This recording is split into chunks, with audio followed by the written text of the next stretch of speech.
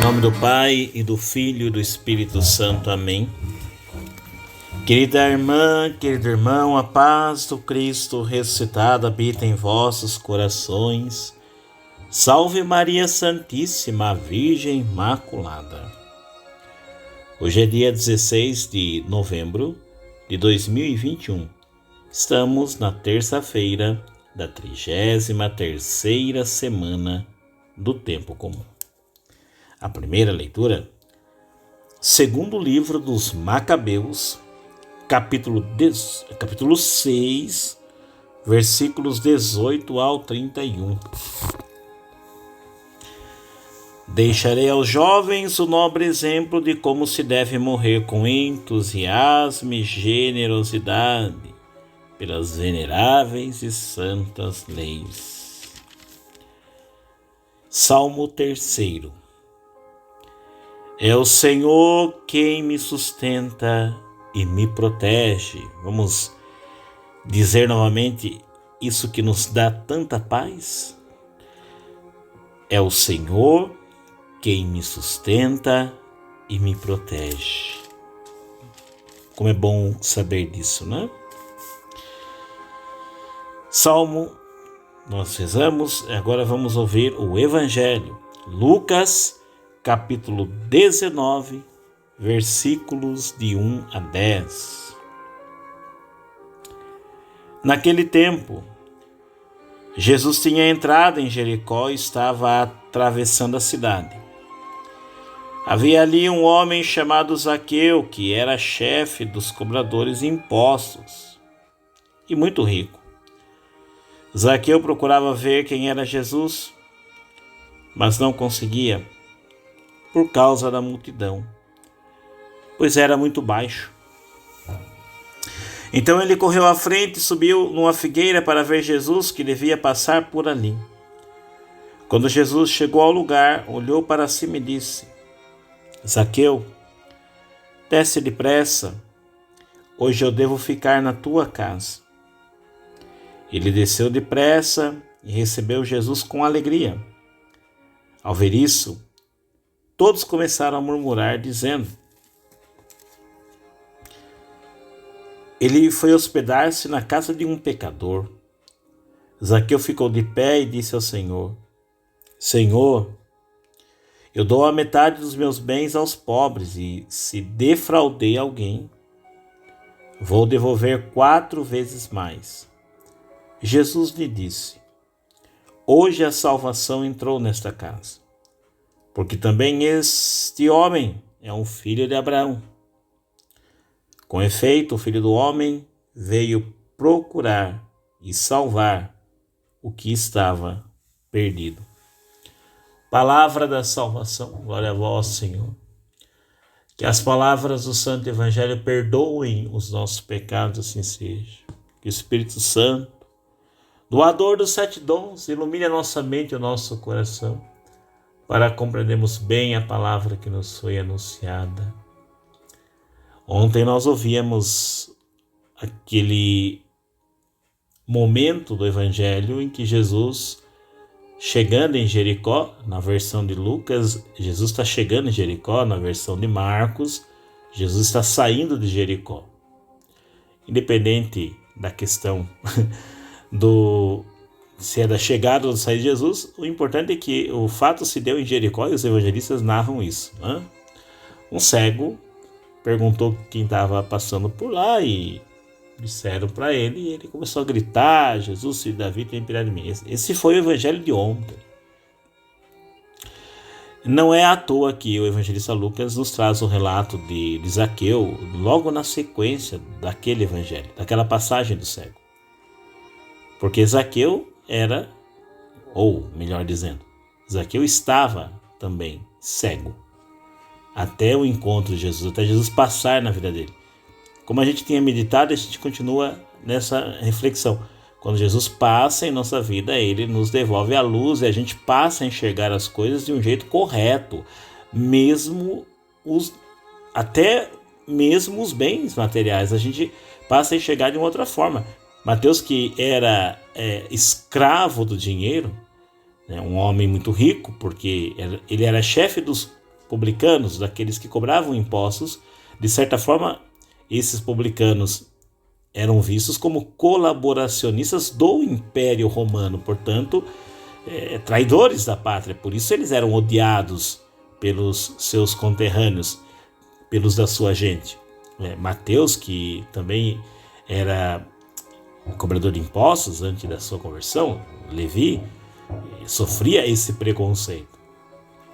Com Zaqueu não era diferente, ele era o chefe desses homens, imagine, né, o quanto esse homem não era odiado, e era rico, porque acabava cobrando sempre a mais, colocava ali um preço além da conta, para ele poder ter seus lucros, suas vantagens.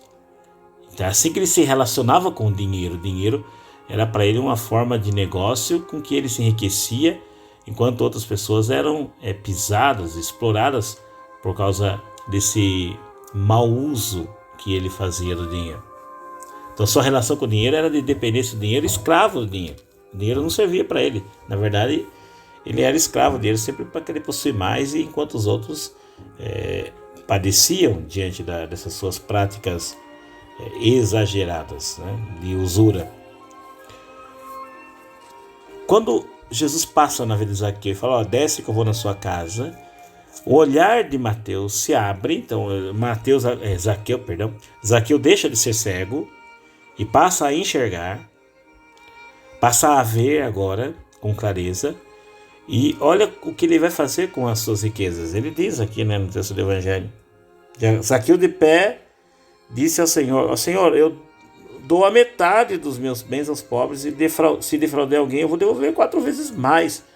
Não é só questão de generosidade, não, é questão de conversão do coração mesmo. Agora o dinheiro ele passa a usar de um jeito correto, para fazer o bem, para acolher as pessoas necessitadas. Muda o olhar de Mateus, de Zaqueu, até para o dinheiro. Eu estou aqui falando Mateus porque também Mateus era um publicano. Eita nós, não? Mas você está entendendo. Zaqueu, ele muda até o seu jeito de olhar o dinheiro. Imagina a alegria desse homem, saber que Jesus vai entrar na sua casa. Jesus fala, eu vou na sua casa, Zaqueu. E é o que nós pedimos hoje. Senhor, entra na nossa casa. Abra as portas da sua casa para que o Senhor possa entrar a partir dessa chegada de Jesus na sua casa, ou seja, no seu coração, na sua vida. Você passa a dividir a sua história. A sua história era uma antes de conhecer Jesus, antes de Jesus entrar na sua casa, e será uma outra história a partir do momento que Jesus entra na sua casa. A partir do momento que Jesus entra no seu coração, a transformação deve acontecer, vai acontecer. Porque onde ele chega, a vida se transforma, a vida se renova, a vida se modifica. As pessoas, quando veem que Jesus vai lá para a casa de Zaqueu, ficam todas chateadas. Mas ele vai se hospedar na casa de um pecador. E Jesus, no versículo 10, diz assim, com efeito, o Filho do Homem veio procurar e salvar o que estava perdido. Então, ao invés de você se achar aí já salvo, pronto, por que você não pede para Jesus entrar na sua casa? Ao invés de você achar que já está tudo certo com você, ao invés de vocês acharem que está tudo pronto na sua vida, porque vocês ficam apegados à lei, mas apontando o dedo para os outros, para as falhas dos outros, por que não aceitam Jesus na sua casa? É isso que Lucas está falando. Por que não acolhem Jesus na sua casa? De fato, os necessitados de cura são os que procuram o médico para ter o remédio. Então, eu me coloco também numa situação de Zaqueu. Eu sou necessitado de cura. Eu preciso que Jesus entre na minha vida. Eu sou necessitado do perdão dele. Ele tem que entrar na minha casa. Eu quero que ele entre na minha casa. É o convite que eu faço a você, para que nós hoje digamos a Jesus, Senhor, entra na nossa casa e nos transforma, porque nós também somos necessitados da tua presença. Que uma nova história comece a partir dessa nossa experiência de te receber de novo, Senhor. Quantas vezes a gente já disse isso, né? Quantas vezes a gente já disse para Jesus na nossa casa, quantas vezes a gente acolheu Jesus, abriu as portas para ele através de uma oração, de uma novena, de uma bênção, da acolhida da palavra mesmo, de diversas formas acolhemos Jesus em nosso lar, nossa casa. Mas quantas vezes nós já fechamos a porta para ele quando assumimos outro tipo de conduta, vivemos um outro jeito de vida diferente do Evangelho? Isso é fechar as portas para Jesus. Hoje, mais uma vez, Senhor, nós queremos pedir, entra na nossa casa e refaz a nossa vida, refaz o nosso viver, nos faz homens novos, mulheres novas, tira a nossa cegueira, tudo aquilo que impede de enxergar as coisas como elas devem ser enxergadas de maneira correta, para que nós não sejamos escravos de nada e nem de ninguém, Senhor. Que o exemplo daquele idoso ancião da primeira leitura de hoje, lá do segundo livro dos Macabeus, que pela fé que tinha no Deus de Israel, não cedeu às pressões dos tiranos, dos algozes, dos torturadores que queriam com que ele rompesse, com que ele negasse as tradições religiosas dele para se submeter à vontade do tirano, do imperador. Ele não cedeu. Eleazar, ele diz assim: jamais me submeterei a isso. Eu, na minha idade já avançada, não posso agora ser motivo de desonra. Preciso que os jovens, ao enxergar a minha atitude de entrega da minha vida por aquilo que eu acredito no meu Deus, eles também se sintam motivados a defenderem a fé. Olha que exemplo bonito desse homem, Eleazar, que não cede às pressões. Até falam para ele: olha, em consideração a amizade que temos com você, pela sua idade avançada, finge aí que você vai comer essa carne aí que era proibida para eles comerem aquelas carnes, a carne de porco, por exemplo. Finge aí, faz uma carne você mesmo, prepara e você come, mas a gente vai, os que estão vendo vão achar que você está comendo a carne de porco, mas não sabe que você não está comendo não, porque a gente está em consideração por você. Ele falou assim: jamais vou fingir. Muito parece, essa minha atitude vai causar confusão nos jovens. Eles vão olhar assim: poxa, no final da vida ali, dos seus 90 anos, ele acabou cedendo. Não, jamais. Me leve logo para o suplício, que dê fim à minha vida. Mas eu não vou ceder às pressões, não vou desonrar. Que a minha morte, diz Eleazar, seja como um exemplo para os que vêm depois. Que exemplo espetacular, né? É o segundo livro dos Macabeus, aquele que a gente já comentou ontem, sobre essa família dos Macabeus, que foi a resistência diante daquele mundo cheio de influências do Império Grego, com muitas pressões para que eles pudessem negar a fé. Enfim, foi a resistência que se levantou. E os Macabeus, disse ontem e repito hoje para vocês: leiam os 2 livros dos Macabeus, para você ver como que são livros edificantes para a nossa fé. Então o exemplo de Eleazar, que não cede, mesmo em idade avançada, pelo contrário, quer terminar a vida sendo fiel ao seu Deus. Zaqueu, que hoje acolhe Jesus na sua casa.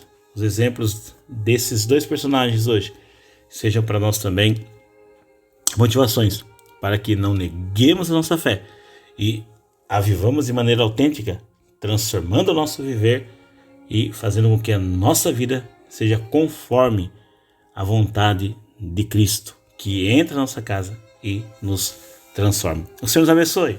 Nos livros do mal, nos cruzes do eterno, amém. Louvado seja o Senhor Jesus Cristo, para sempre seja louvado. Amém. Em nome do Pai, do Filho e do Espírito Santo. Amém. Palavra de salvação. Somente o céu tem pra dar.